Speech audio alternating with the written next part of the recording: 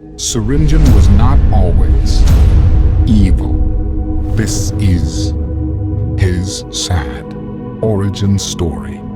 Once upon a time, in a world not so different from ours, there was a young man named Marcus who dreamed of becoming a doctor. He was shy and awkward, often stumbling over his words and tripping over his own feet. But beneath the surface of his timid exterior, Marcus harbored a deep passion for medicine.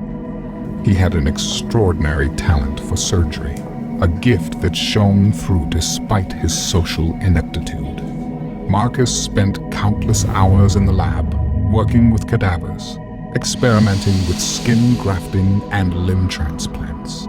His hands, though clumsy in everyday life, moved with precision and grace when he held a scalpel.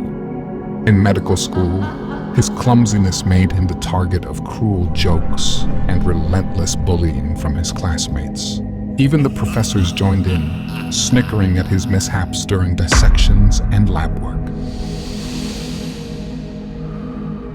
One day, during an anatomy lecture, Marcus's eyes fell upon Emily, a beautiful and intelligent fellow student. She was everything he admired, confident, kind, and popular. He watched her from afar, mustering the courage to speak to her. He asked her out. Emily looked at him. She laughed, a cruel, mocking laugh that echoed through the classroom.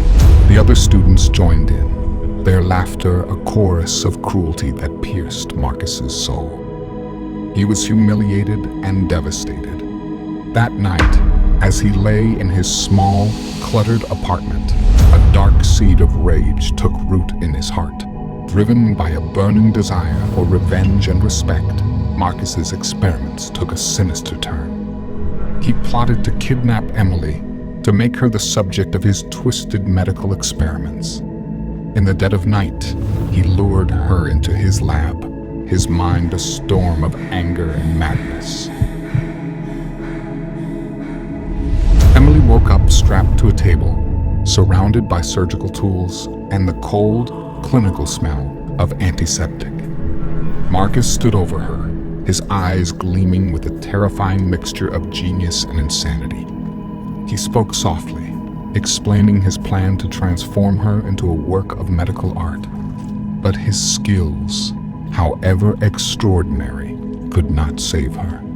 Emily did not survive the experiment, her life slipping away on that cold metal table. Her death did not satisfy the darkness within Marcus. Instead, it fueled it. Desperate to achieve his vision of becoming the ultimate surgeon, he turned his scalpel on himself. He experimented with different skin types, grafting them onto his own body.